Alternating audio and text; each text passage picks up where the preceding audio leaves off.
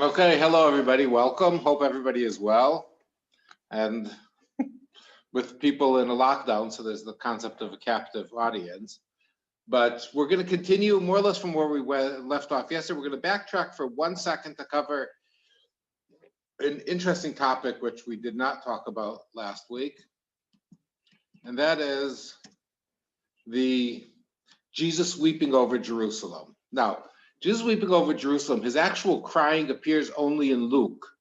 But anybody who's been to Jerusalem, the Church of Dominus Flevit is one of the must-stopping places. And we'll, after we cover the theological concept, we'll talk about a little bit about the church also, and then continue in our journey. Because one of the problems with our journey is because there are 4 different gospels, and the stories more or less coincide, but there are elements that appear earlier and later in the different stories. We'll come across one of them very soon.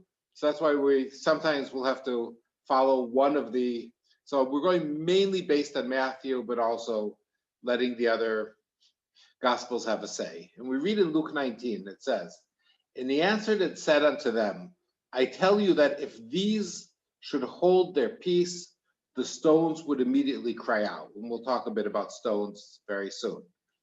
"And when he come near, he beheld the city and wept over it, saying, If thou hadst known, even thou at least is thy day, the things which belonged unto thy peace, but now they are hid from thine eyes.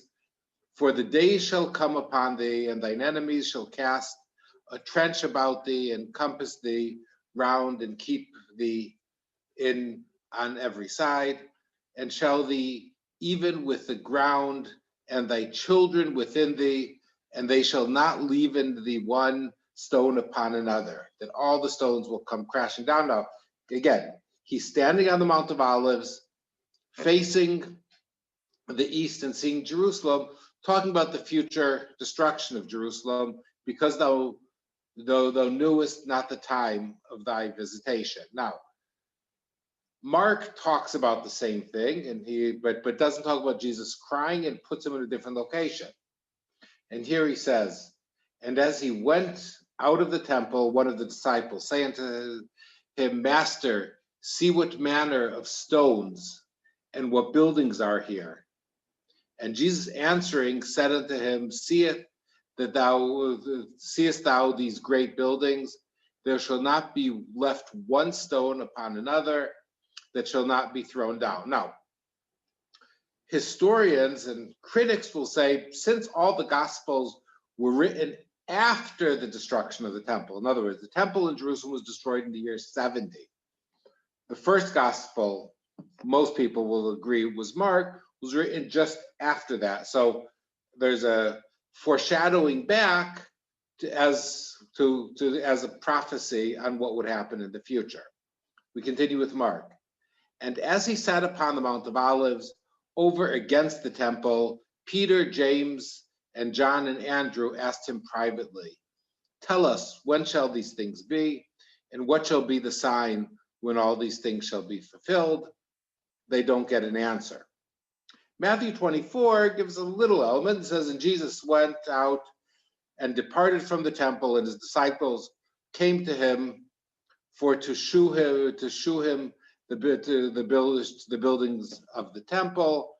And Jesus said," well, I've got something blocking the screen here. "And Jesus said unto them, See ye not all these things? Verily I say unto you, there shall not be left one stone upon another then that shall not be thrown down." In other words, talking about the future destruction of the temple. Now, we can see the partial, if my screen works. Okay, here we can see this is in the Western Wall, in the southern part of the Western Wall. These are as the stones were. They came toppling down from the top of the temple. You can see this, the magnitude and the size of the stones. Some of these stones are humongous. Just as a side anecdote, the largest stone in the temple wall, in the Western Wall, weighs between 370 and 470 tons. It is a stone that was elevated. It wasn't carved into the base of the wall. Till today, it's a mystery how that stone was actually moved. But here you can see it actually toppling onto the road, which is known as the Herodian Road, which on here you can see storefronts, and here were also storefronts that were destroyed with the toppling of the stones. And here, these were left here so we can get an idea of the magnitude of the stones come tumbling down, crashing in and destroying the Herodian wall, the Herodian Road. Now we continue. Now, we talked about stones and we talked about sons, and it's not a coincidence. In Matthew 3, we read this, and think not to say within yourselves, we have Abraham to our father. For I say unto you that God is able of these stones to raise up children unto Abraham. And then he continues immediately, because this is going to lead us also into the next topic that is chronological within the story. And now also the axe is laid unto the root of the trees. Therefore, every tree which bringeth not forth good fruit is hewn down and cast into the fire. Now, why did I bring verse 9? Because the Hebrew verse, if we do the translation, goes, Ve'al tachshavu bilvavchem lemor, Avraham hu avinu, don't think in your hearts, Abraham is our father. Ki ani omer lachem, I say unto you, shemin ha'avanim ha'ele yichol Elohim lakim banim. Sons, I talked about this in one previous lecture. Sons in Hebrew is banim. Stones in Hebrew is avanim.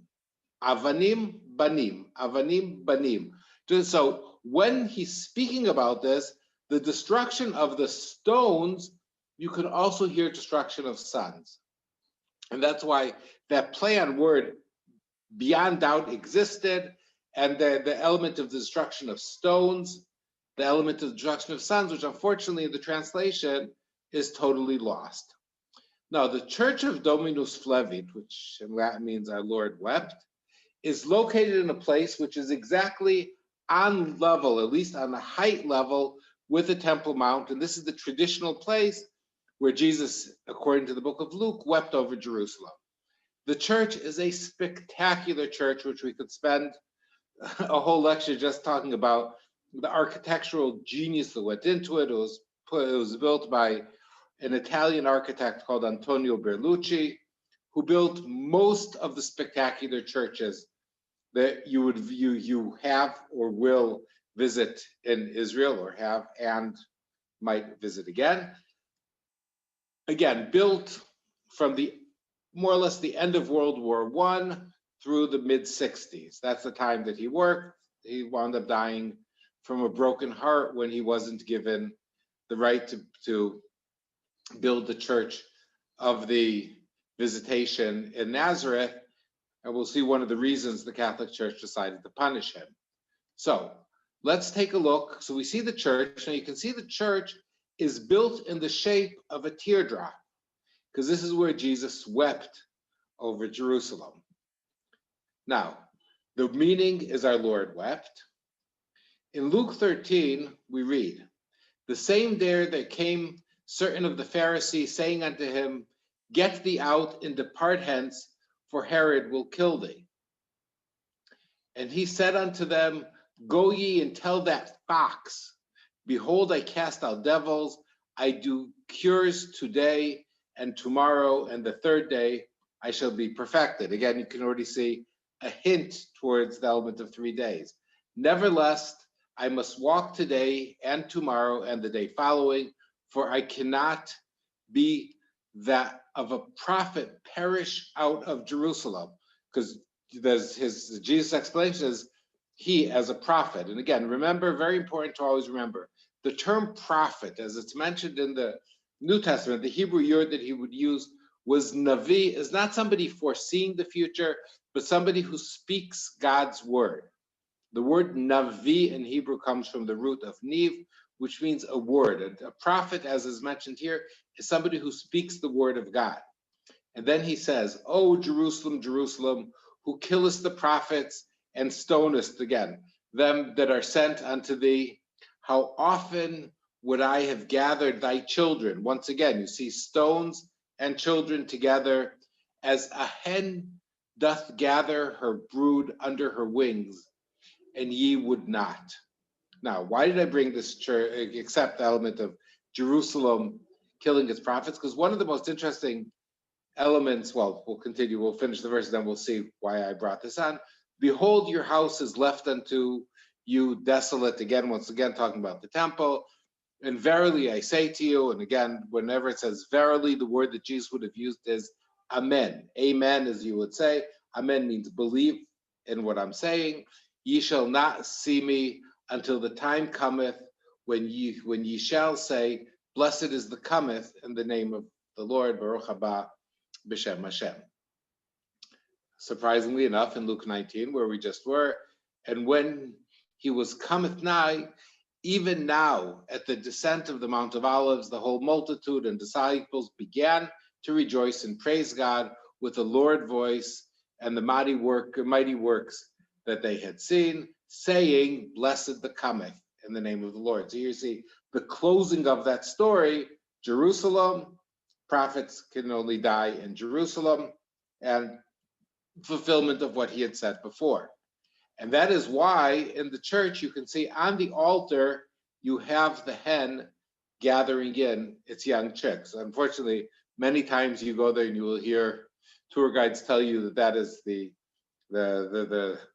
crowing of the rooster. It is not, it's the gathering of the hens with the closing of that prophecy, or that what he said in Luke 13, it comes to be. Here you can see the beautiful small church, amazing window. We'll see the view and the hen right over here.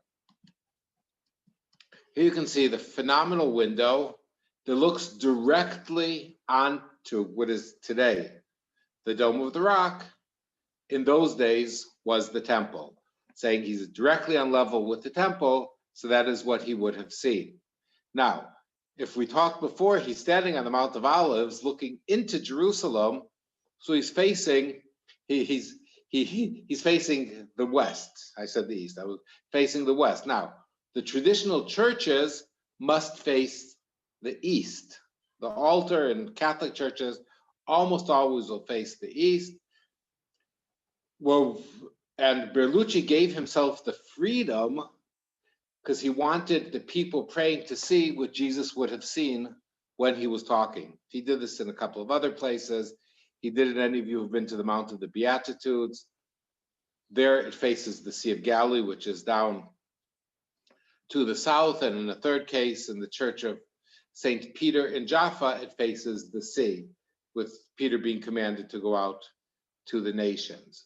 So here you can see the beautiful view. When they were preparing the church, they came across the original Byzantine mosaic floor, which is now used in the church. You can see the amazing, amazing work that was done there. This is the original 4th, 5th century Byzantine floor. I would go closer to 5th century, but truly beautiful. When they were digging there, they also came across an acropolis. In other words, a major burial area. Here you can see ossuaria, which are small caskets that people would be buried in a cave for a year. This would be sealed with a stone. I'm sure you've heard that before. And then after a year, the bones would be removed and placed in here. Now, the Franciscans who were researching there said this was a Judo-Christian community. I have my doubts, but it for sure was a Jewish burial area. And that, which is usually dated from around the 1st century BCE to the 1st century AD. Now, if this existed in the time of Jesus, Jesus would not have wept over Jerusalem at this specific location.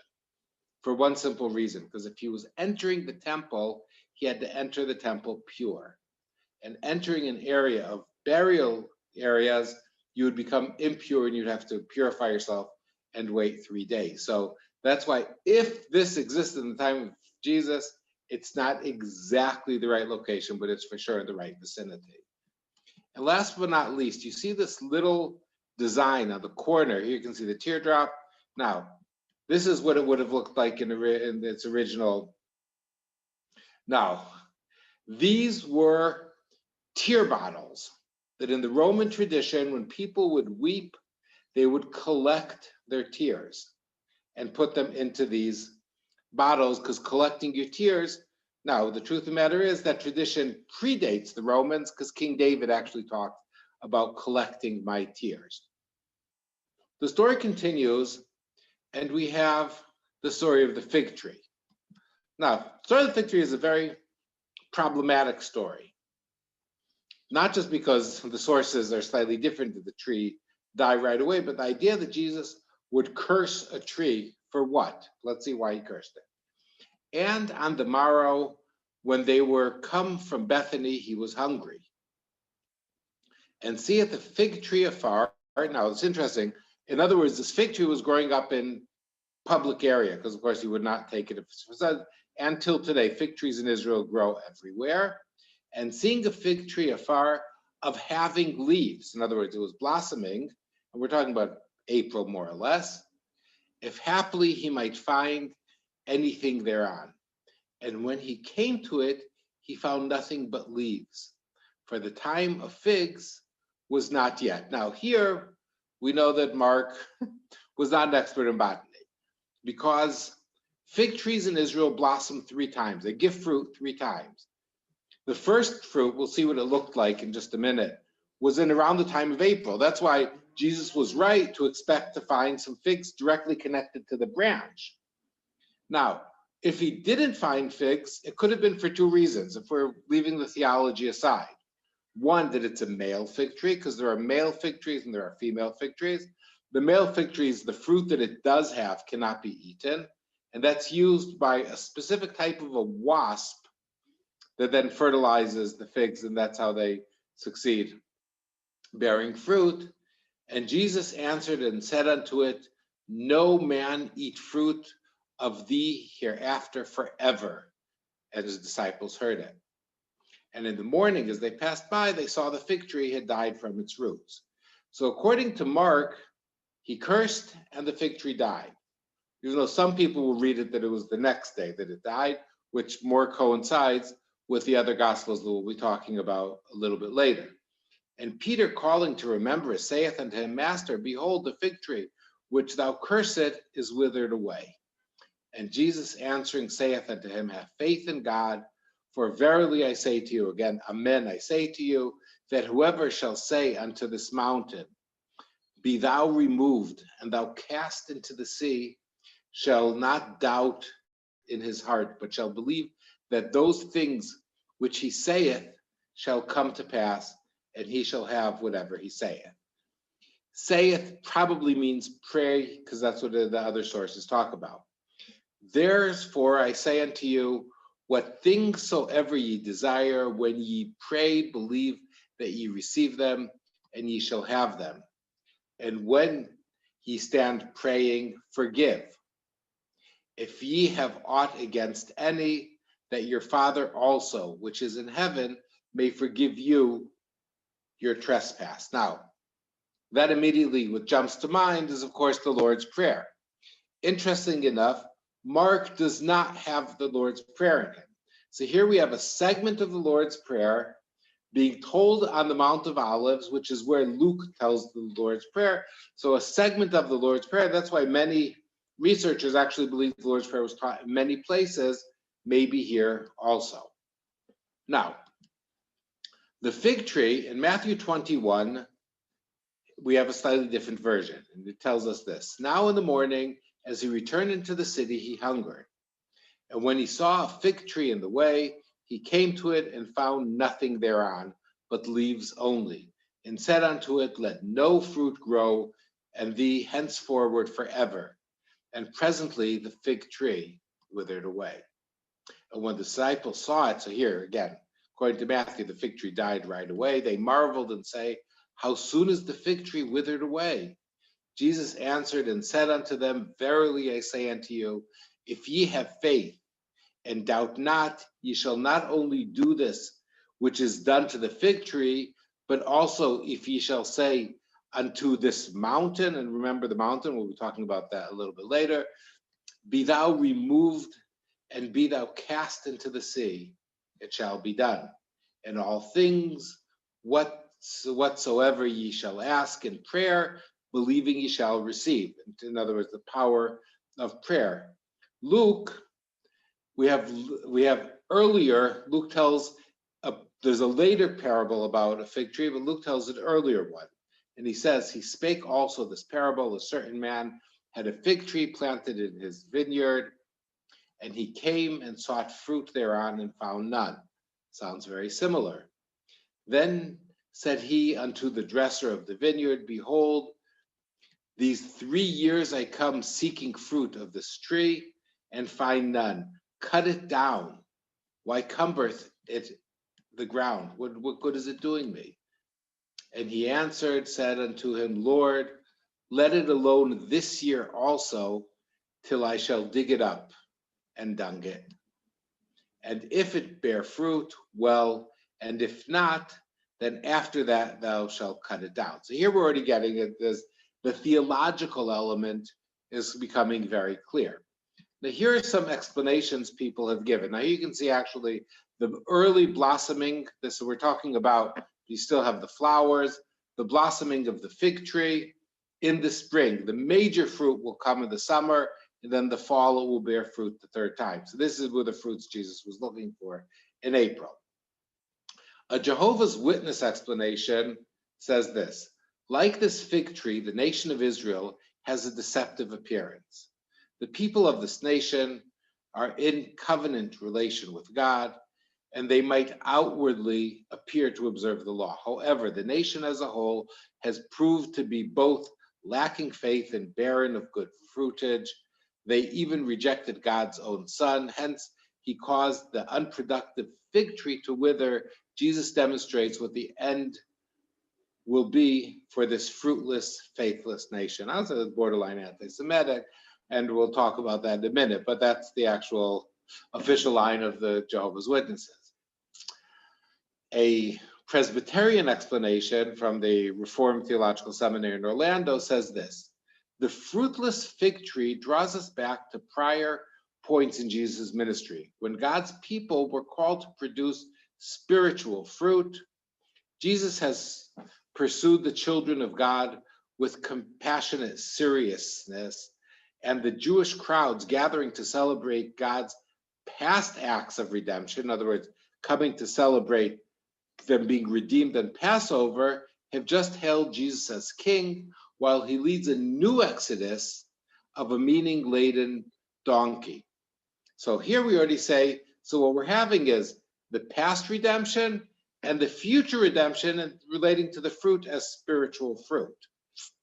Now, here we have an evangelical perspective saying this: Jesus was expecting to find fruit from the mature wood, and at a time when it is most desired, in early spring.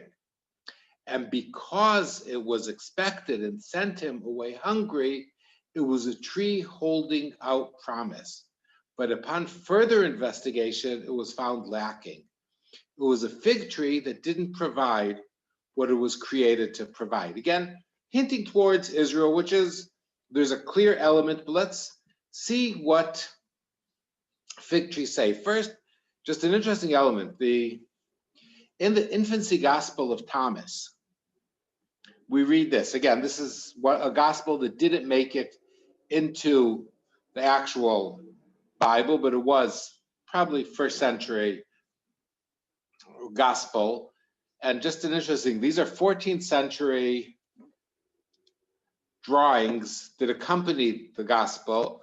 You can see, just a little side comment, this, of course, this is a story that doesn't appear in the New Testament of Jesus turning clay pigeons into pigeons, or clay crows into crows. And you can see this is Jesus in red, wearing a very unique hat. That was known as a Jewish hat. That was a hat that in the year 1215, the Jews were commanded by the Pope Innocent III to wear a special yellow badge, which came to haunt the world 700 years later, because that was 1215, and also wear a special hat. In other words, to separate the Jews and to identify the Jews.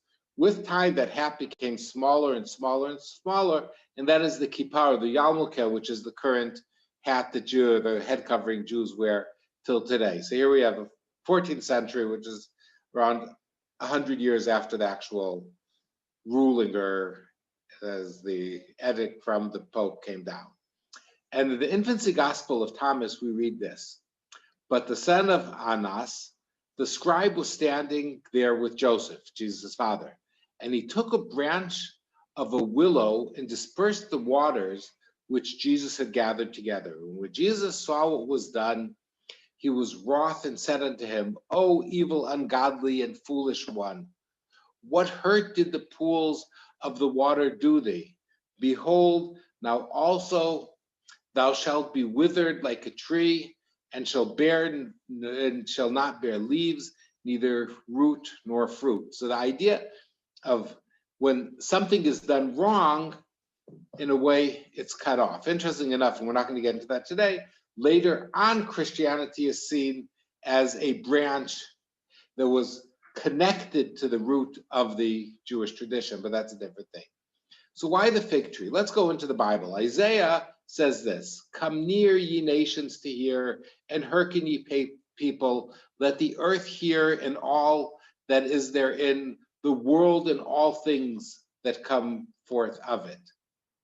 And all the host of heaven shall be dissolved, and the heavens shall be rolled together as a scroll, and all their hosts shall fall down, and the leaf falleth off from the vine, and the falling fig from the fig tree. Now, so Isaiah's giving a verse specifically on judgment, where then Jeremiah, very similar.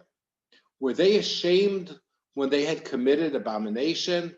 Nay, they were not ashamed, neither could they blush. Therefore shall they fall among them that fall. In the time of their visitation, they shall be cast down, saith the Lord. So some would say that's actually Jesus interpreting Jeremiah, the visitation, the coming up to the festivals in Jerusalem. I will surely consume them, saith the Lord, that they should be no grapes on the vine, no figs on the fig tree, and the leaf shall fade, and the things that I have given them shall pass away from them. Why do we sit still? Assemble yourselves, and let us enter into the defenced cities, and let us be silenced there, for the Lord our God hath put us to silence, and given us water of gall to drink, because we have sinned against the Lord. I will also cause all her mirth to cease, her festive days, her new moons, and her Sabbaths, and her solemn feasts. And I will destroy her vines and her fig trees, whereof she hath said, these are my rewards that my lovers have given me, and I will make them a forest, and the beasts of the field shall eat them. So we have three different sources, all of them dealing with the fig tree, and the not bearing fruit is an element of judgment. But at the same time, you can see this isn't across the board. This is to those who have sinned, to those who have done wrong, the children of Israel amongst them. So relating to it, even Jesus as a general claim is, to my opinion, baseless. Also keep in mind that in those days, everybody who was following them and everybody who said Hosanna and everybody who welcomed Jesus and all of his disciples were, of course, also Jews. So there's a fig tree that did not bear fruit, they will be punished. So Jesus is showing the potential punishment as he sees it for those who do not bear the fruit, and for that reason they are being punished.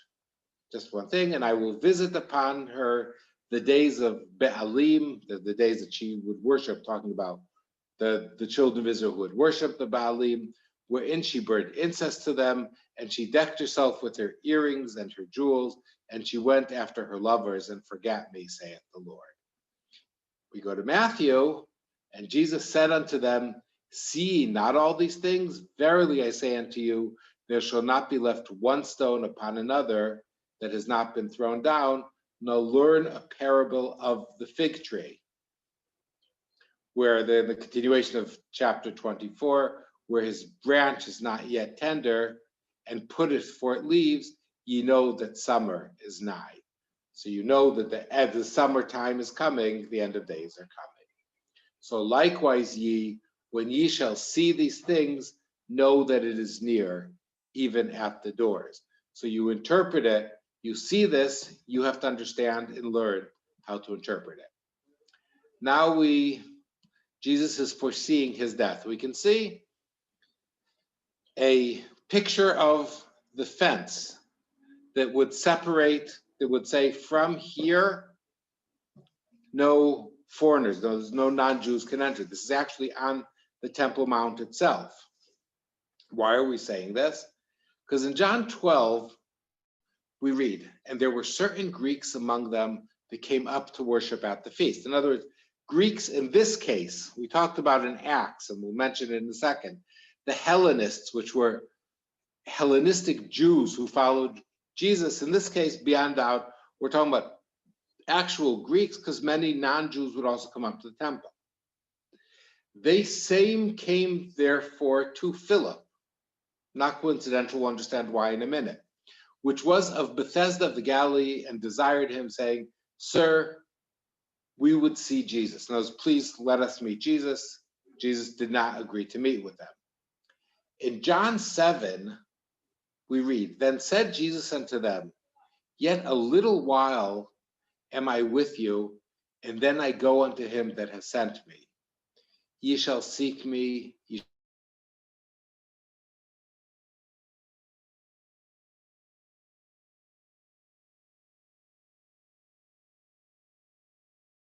go, that we shall not find him. Will he go unto the dispersed amongst the Gentiles and teach the Gentiles? That was a question that was asked. Here Jesus, in a way, and Jesus almost did not reach out to Gentiles. The reaching out to Gentiles was much later under Paul, Peter the first, in Joppa and Jaffa. But the idea of reaching out, so here we had the question asked in a different way. The Greeks, the Gentiles, want to meet with Jesus. Jesus is still rejecting them. Now, in the book of Eicha, the book of Lamentations, it says, the adversary hath spread out his hand upon all her pleasant things, for she hath seen the heathen enter her sanctuary, whom thou didst command that they shall not enter into thy congregation. This is very important because this was written with the destruction of the first temple, and we know in the first temple, non-Jews were not allowed even close. In the second temple, as we see here, and as we see with the story of Paul coming to Jerusalem, non-Jews could enter up to the temple, but could not enter beyond.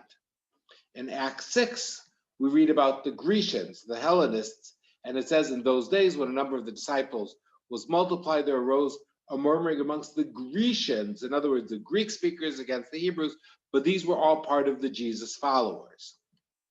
Now, why Philip? And again, I always say when you read the text, anything, and we'll talk about why a fig tree, as we saw, the message of a fig tree being connected to judgment. Why Philip? Because Philip had a Greek name. And as such, the Greeks could relate to him because he probably came from a more Hellenized family and might have spoken Greek, because you would think he would turn to Peter or to John. Why turn to Philip? Because he had a Greek name. And the Greek name, which interesting enough means Philohippos, the friend of horses. Again, hippopotamus, a horse of the water. Philip, Philohippos, the friend of horses. Here you can once again see the barrier that existed. So up to here, so that those Greeks, to try to visualize where this story was taking place, the Greeks had to have approached here. And here you have the entrances. In Genesis Rabbah, a Jewish source, probably 4th, 5th century, we read, and it says so. When Alexander advanced towards Jerusalem, Alexander the Great, 332 BCE, they informed him that the Jews would forbid his entrance to the Holy of Holies. In other words, and we talked about this before, very interesting, in the Jewish tradition, non-Jews are pure by definition. Jews can become impure. A non-Jew is pure. But they can't enter, but in the case of Alexander the Great, they might let him go a little farther, but the Holy of Holies is totally off limits because the Holy of Holies, only the high priest on the Day of Atonement would enter there. A Jew, Givaya ben Kosem, and that's a legendary character. It doesn't matter because the story probably didn't take place. Most likely, Alexander the Great didn't make it to Jerusalem, but that's not important. The story is what matters. Asked the king on the hill of the temple to remove his shoes and to put on slippers ornamented with precious stones that he had brought for him, lest he should slip on the pavement of the temple. Alexander complied with the request and thus avoided violation of the rabbinic law, because he should not be stepping there, but if he puts on the slippers, then it might be okay. When they arrived at the Holy of Holies, Gibaya said to the king, "We are not permitted to proceed farther." And then, "I'm not permitted, but neither are you." "When I have left the temple," replied the king, "I will straighten your hump," because he had been bowing down as part of elements. "If you do," answered Gibaya, "you are a great physician and deserving high remuneration." Now, the message that comes from here is the entering of, and for that reason, because of the story, Alexander the Great was always seen as a friend of the Jewish people because he prevented the desecration of the temple. Josephus takes us one stage farther and tells us this: when one proceeds through the cloisters to the second court of the temple, there was a stone partition all around, whose height was 3 cubits and most elegant construction. Upon it stood pillars of equal distance, you can see 1, 2, 3, from one another, declaring the law of purity, some in Greek and some in Roman letters, that no foreigner should go within the holy place. For that the second court, here, the temple was called Holy Place, and was ascended by 14 steps from the first. You can see those steps, those of you that will visit the Temple Mount, you will see similar steps still going up till today. Now, on those plaques, it said this: no stranger, in other words, a non-Jew, is to enter within the balustrade round the temple and enclosure. Whoever is caught will be himself responsible for his ensuing death. Now, why is it written like this? Because the actual plaques that Josephus was talking about, that those Greeks saw and did not enter, here is one that was found. This is what it looks like and is in the museum in Istanbul. Those of you who visit only Israel will be able to see half of one, which is in the Israel Museum. Now, we move forward. In John 12, we read, "And Jesus answered them, saying, the hour is come, the Son of Man shall be glorified.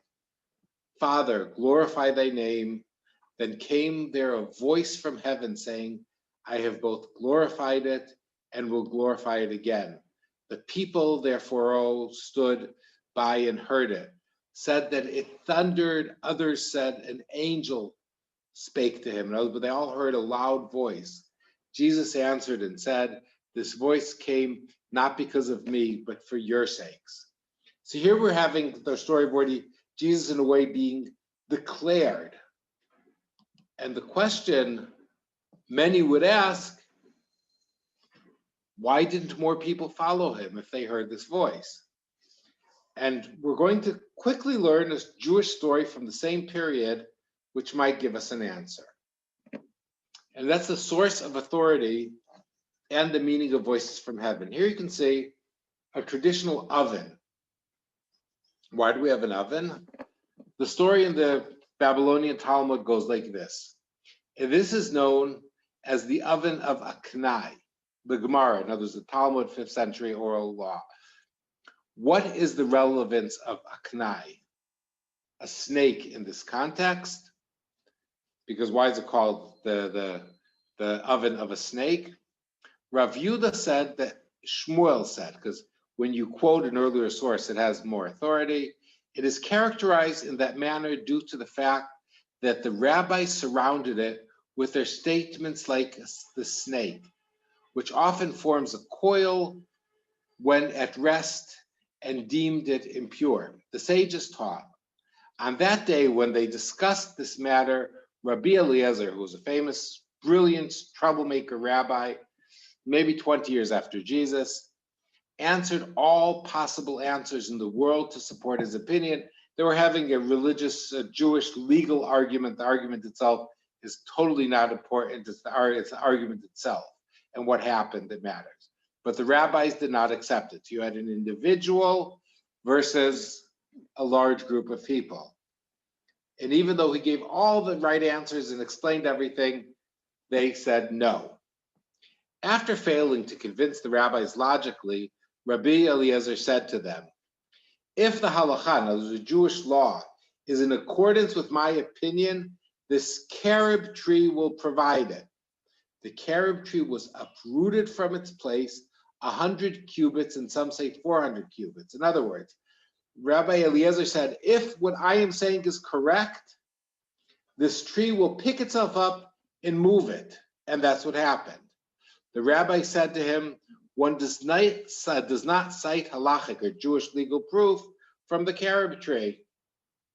Rabbi Eliezer said to them, if the halakha, if the law is in accordance with my opinion, the stream will prove. See the stream over there? It will prove that I am right. The water in the stream turned backwards and began flowing in the opposite direction. In other words, he's proving amazing miracles, phenomenals are happening. They say unto him, one does not cite halachic proof from a stream. Rabbi Eliezer said to them, if the halakha is in accordance with my opinion, the walls of the study hall will prove it. The walls of the study hall leaned inwards and began to fall. Rabbi Yoshua scolded the walls and said to them, if Torah scholars are contending with each other in matters of Jewish law, what is the nature of your involvement in this dispute? Walls, stop. You do not have to say. The Gemara relates, the walls did not fall because of the deference of Rabbi Yoshua, but they did not straighten because of the deference due to Rabbi Eliezer, and they still remained leaning. Rabbi Eliezer said to them, if the halakha is in accordance with my opinion, heaven will prove it. A divine voice, and now we're getting to what we were talking about, emerged from heaven and said, why are you deferring with Rabbi Eliezer? As the halakha, the Jewish law, is in accordance with his opinion in every place that he expresses an opinion. A voice from heaven came and said, Rabbi Eliezer is correct. Rabbi Yoshua stood to his feet and said, it is written, it is not in heaven. In Deuteronomy, it says not in heaven to say, who will go up to heaven and take it and bring us down to us. The Gemara, the Talmud says, what is the relevance of the phrase, it is not in heaven in this context? Rabbi Yirmiyah says, since the Torah was already given at Mount Sinai, we do not regard a divine voice, as you already wrote at Mount Sinai in the Torah, after a majority to incline. As you decide based on a majority, the law, the decision-making on earth has been handed to human beings. Since the majority of the rabbis disagreed with Rabbi Eliezer, the halakha, the Jewish rule, is not ruled in accordance with his opinion, even though a voice came from heaven. The Gemara relates years later, Rabbi Nathan, again, doesn't matter if this is true or not, encountered Elijah, the prophet,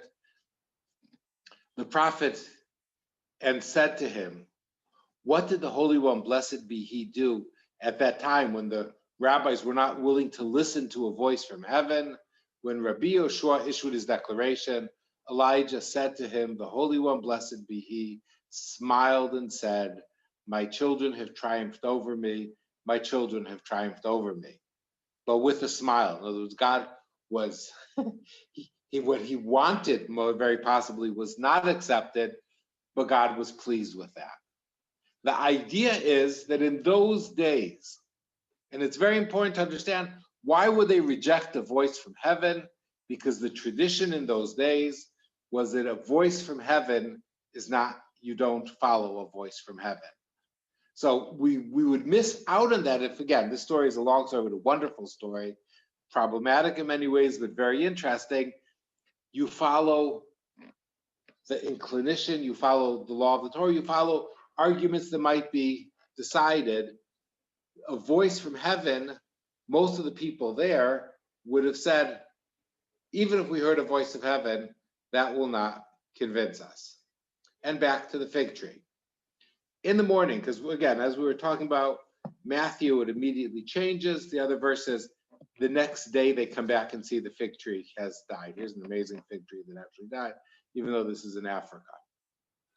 And in the morning, as they passed by, they saw the fig tree dried up from the roots. And Peter, calling to remembrance, saith unto him, Master, behold the fig tree, which thou cursed, is withered away. And Jesus answered, saying unto them, have faith in God, for verily I say unto you, that whoever shall say to this mountain, be thou removed, and be thou cast into the sea, and shall not doubt in his heart, and shall believe that those things which he saith shall come to pass, he shall have whatsoever he saith. Therefore I say to you, what things soever ye desire, will ye pray, believe that ye receive them, and ye shall have them. And when ye stand praying, forgive if ye have aught against others, that your Father also, which is in heaven, forgive you your trespass. Once again, very similar to the Lord's Prayer. But if ye do not forgive, neither your Father, which is in heaven, will forgive you trespasses. Now, so here we have, they came back, and the fig tree has taken its pass. We'll deal with it a little bit more in just a second. Next story that goes there is render unto Caesar. And we read in Matthew 22, then went the Pharisees and took counsel how they might entangle him in his talk. But Jesus was building up a party around him. And the Pharisees decided that they had to trip him up.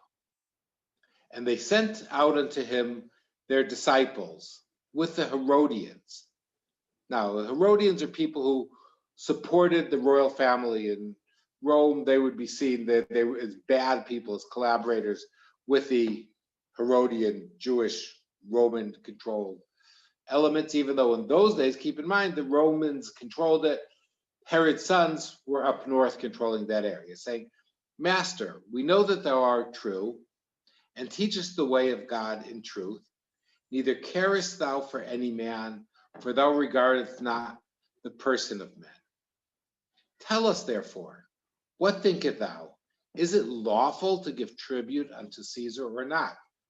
Because here they're tripping him up. If he says it's okay, then the Jews were under major tax burdens in those days, or at least a half a dozen taxes they had to pay.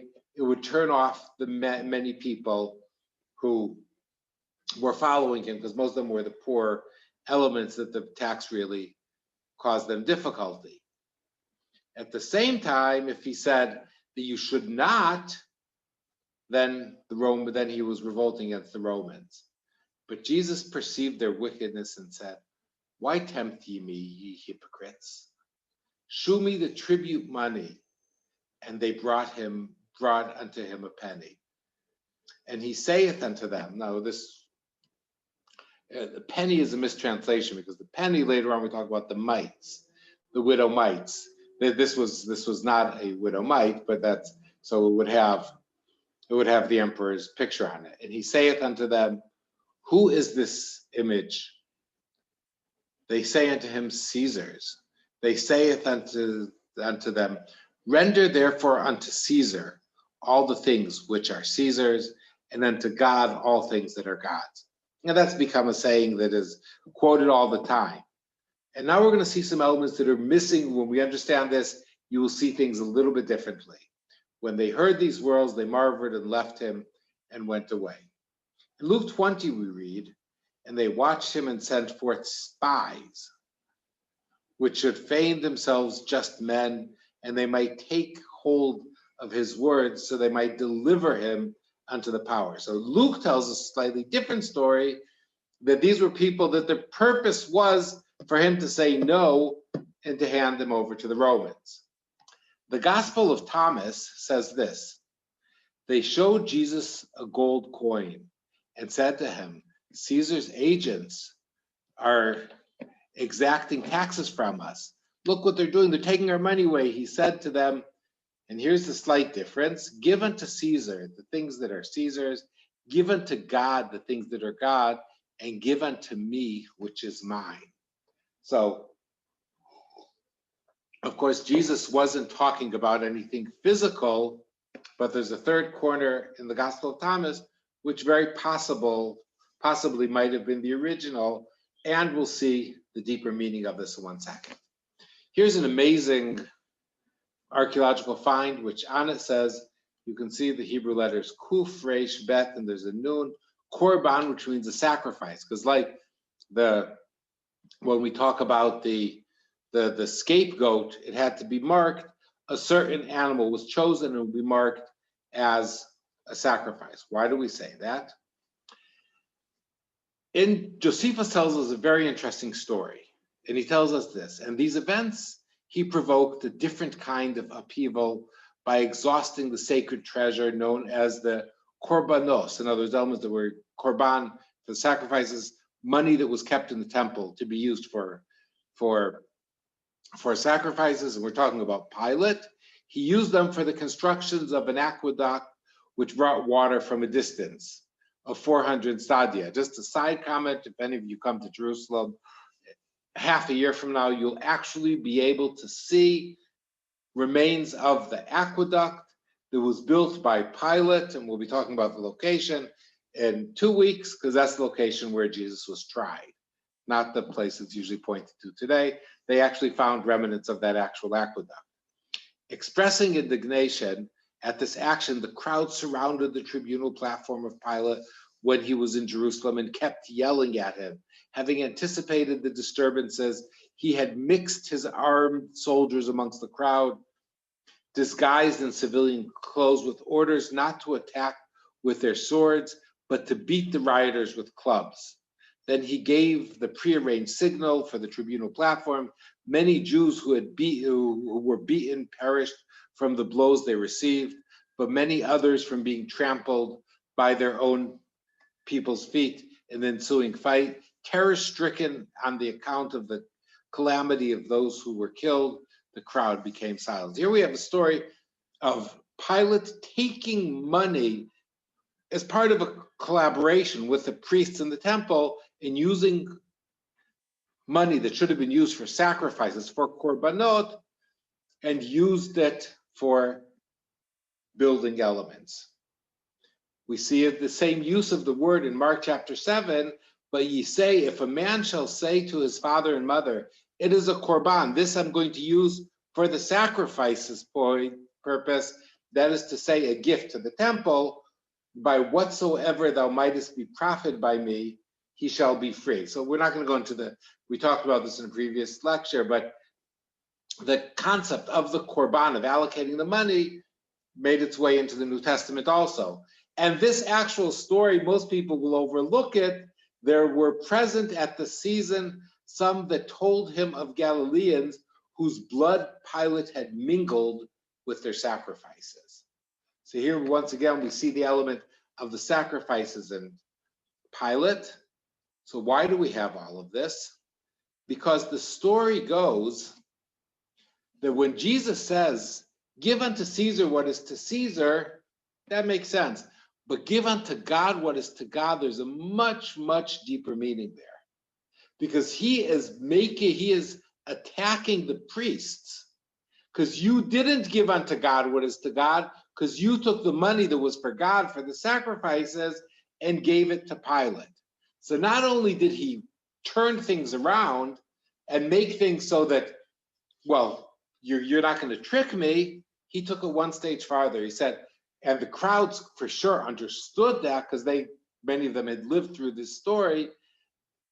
You are taking what is for God's and keeping it for yourself. So the meaning of render unto Caesar what is to Caesar and give unto God what is to God is not only did he reverse what they said, but he attacked the priests who were corrupt and took money that was for God and gave it to Caesar. Now, in Luke chapter 2, this is just one thing. This amazing building is known as the house of Tobias, the house of Tuvia in Jordan, and was the house that many of the people that worked there the family were famous for being tax collectors. So you can see that tax collecting was a very good business in those days. In Luke 2, we read, and it came to pass in those days that there went out a decree from Caesar that all the world shall be taxed. And this taxing was first made when Cyrenius was governor of Syria, and all went to be taxed, everyone in his city. So taxes were a general element. Josephus tells us, under his administration, it was that a certain Galilean, whose name was Judas, prevailed with his countrymen to revolt and said that they were cowards if they would endure to pay taxes to the Romans and would after God submit to mortal men and their Lord. This man was a teacher of a peculiar sect of his own and was not at all like the rest of their leaders. So the element of revolting against Rome is by not paying taxes. So when saying not paying taxes, you're considered revolting against Rome.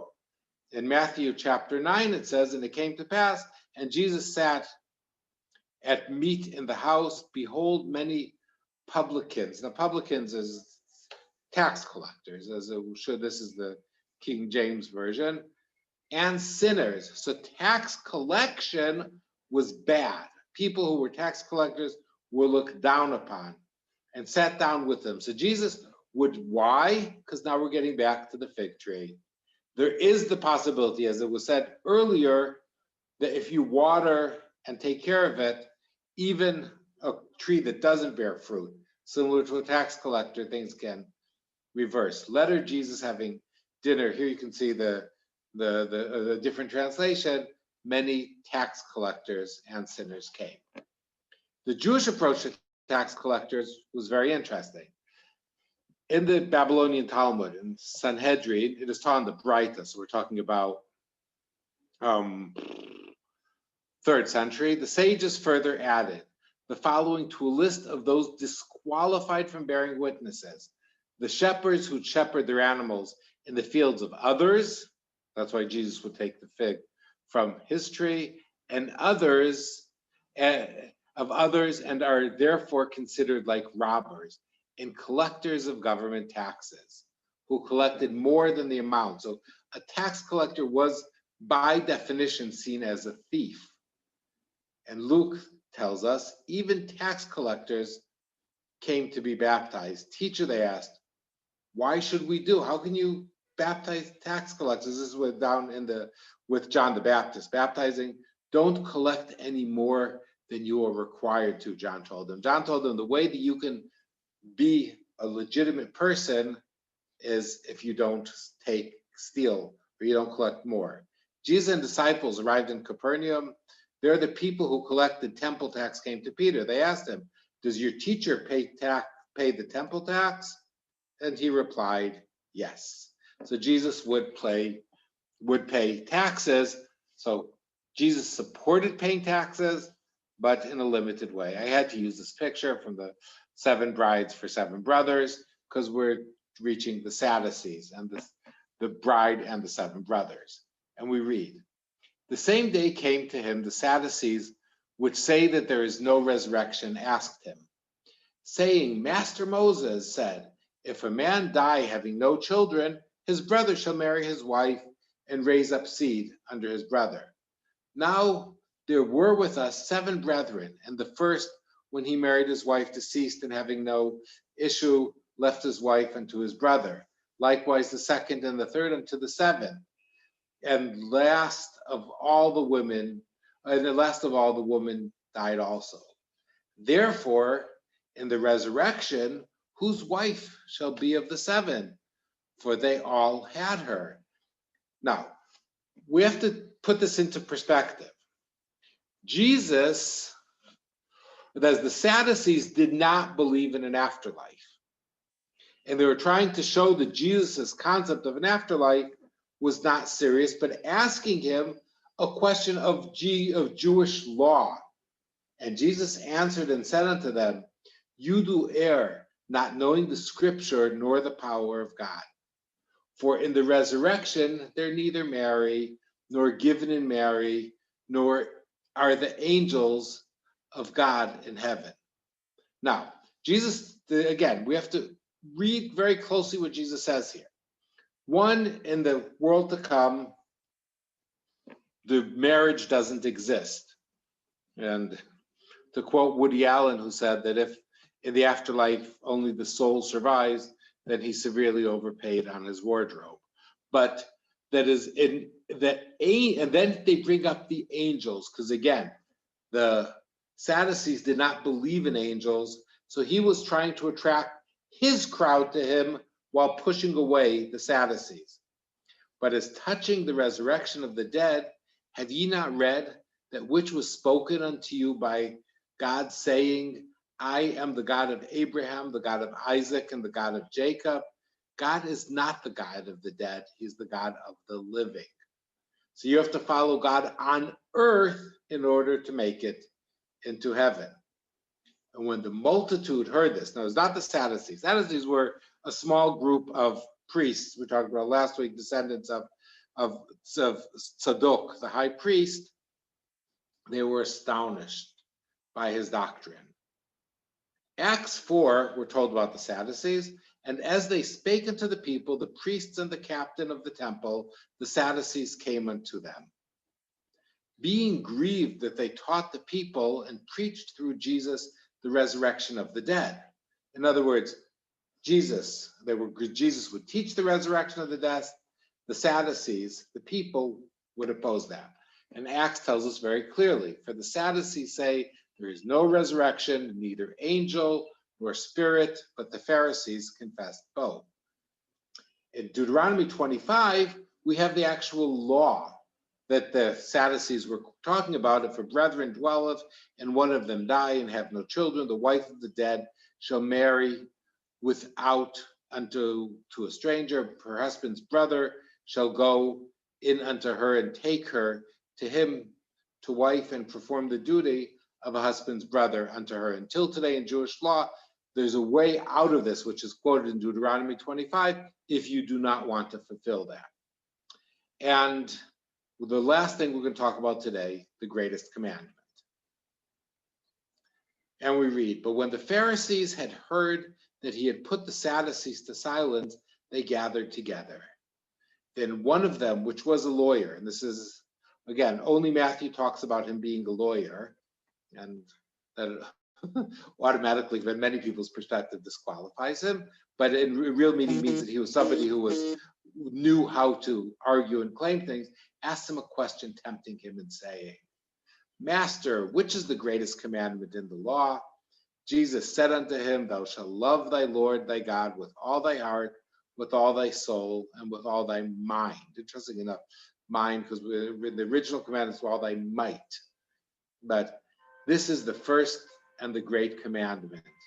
And the second is like unto it, Thou shalt love thy neighbor as thyself. On these 2 commandments hang all the law of the prophets. This is the basic element. This is, the tradition is when you say, Hear, O Lord, Hear, O Israel, the Lord is our God, the Lord is one, you cover your eyes both to concentrate, and here we have in Deuteronomy, Hear therefore, O Israel, and observe to do it, that it may well within thee, and that ye may increase mightily as the Lord of thy fathers hath promised thee, in the land that floweth with milk and honey. Hear, O Israel, the Lord our God, the Lord is one, and thou shalt love thy Lord thy God with all thy heart, with all thy soul, and with all thy might. Jesus used the term mind. And in Leviticus 19 we read, thou shalt not avenge, nor bear grudge against the children of thy people, but thou shalt love thy neighbor as thyself. I am the Lord.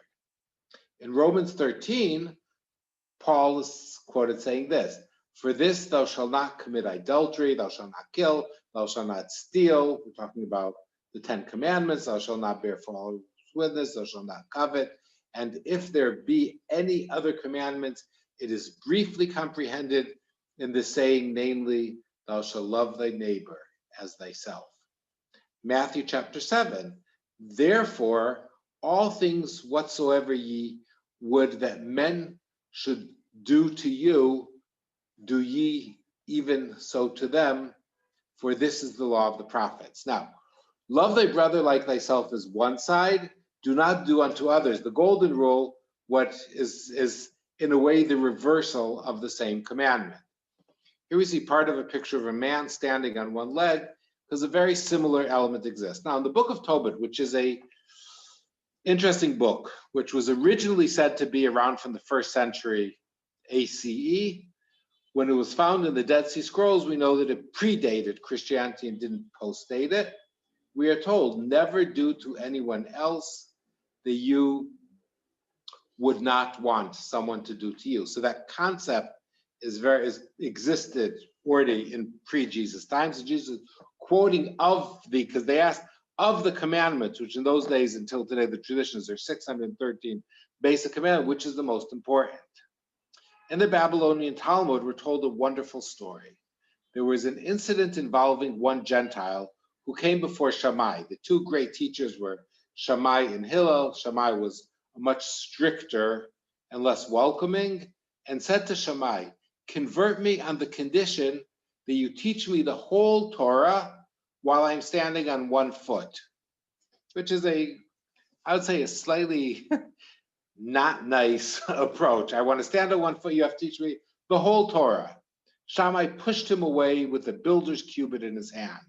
He beat him out of his room. This was common measuring stick, and Shammai was a builder by trade, so that's justifying why he happened to have had that. The same Gentile came to Hillel. He converted him and said, he asked the same thing, teach me the whole Torah. Well, standing on one leg, he says, I will convert you. That which is hateful to you, do not do to another. This is the entire Torah, and the rest of it is interpretation. Go study. You have the basic moral element, which Jesus was talking about. So in many ways, Jesus and Hillel had very similar approaches. Maimonides, we're talking much, much later, we're talking 1,000 years later, but he says, the knowledge of this matter is an affirmative precept, as it is said, I am the Lord thy God. And he that imagines that is another God beside this transgresses a negative, as it is said, thou shalt have no other gods before me. And he denies the fundamental point that this great foundation, shakol talui bo, everything is hanging on it. Because Jesus used the same term of hanging on it. We're going to pass this because we want to reach one last element. Well, quickly, Bar Kokhba taught, which is a brief passage upon which all the fundamentals of the Torah are dependent, but it's tluyin, are hanging, the same term Jesus used. In this case, he says, in all ways you acknowledge him and he will direct your paths. And then once again, here we have in the Mishnah, 3rd century, that everything is hanging on the Sabbath. But I'd like to end with Didache, which is a 1st century, one of the very earliest Christian books that exist, written in the year 50, in other words, predating the Gospels, even predating Paul's writings, most people would say, traditionally said to be written by the 12 disciples. And it starts, the very beginning of So the very earliest Christian writing, which is not in the New Testament, where it's a whole different lecture why it's not. It starts with this and says, there are two paths, one of life and one of death. And the difference is great between the two paths. Now the path of life is this. First, thou shalt love the God who made thee, thy neighbor as thyself, and all things that thou wouldest not should be done unto thee, do not thou unto another. So here we have, we're concluding today's lecture, the basic element that Jesus was challenged in the temple. He became the basic rules of early Christianity. And his answer was such a perfect answer because that was directly in line with what Jews would have believed in those days, even though the lawyer or the Pharisees challenging him were hoping that he would say something that would, because how can you say one commandment is greater than the other? The truth of the matter is, and that's very interesting, and with this we will conclude, the Hear, O Israel, the Lord our God, the Lord is one, was used as part of the service in the temple. And people started relating to that as the sole most important element. And for that reason, it was removed from the ceremony because it was seen as too important. And the following elements of you love the God, but also thy neighbor might have been neglected. It is now a prominent element in the prayer, but in the temple, people started relating to that as too important. And for that reason, it was removed. Next week, we will continue into the very final stage in which leading into the Last Supper, where we'll be able to. So hopefully you've been able to get an idea, a slightly deeper understanding of what was taking place on a theological and on a physical level of what was happening leading up to the Last Supper. The Last Supper and Jesus' death is an amazing element to deal with because we will really understand where it took place in Jerusalem, what actually happened, and how we can learn from the text much, much more than we would have learned just by reading through it on a regular level. So with that, I will conclude, and I look forward to answering any questions if anybody has, and